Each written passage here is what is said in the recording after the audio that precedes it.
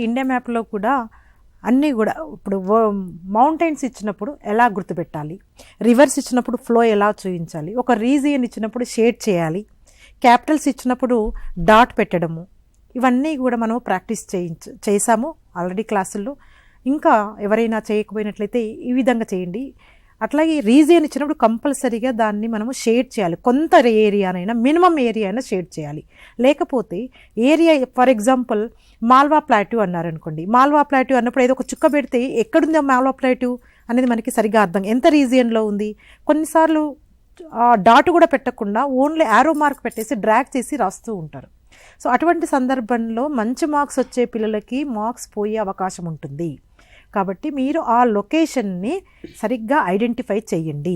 దాంట్లో మీకు మౌంటైన్స్ అయితేనేమో ట్రయాంగిల్ షేప్లో పెట్టాలి, రివర్ని ఫ్లోలో చూపించాలి, రీజియన్ని షేడ్ చేయాలి.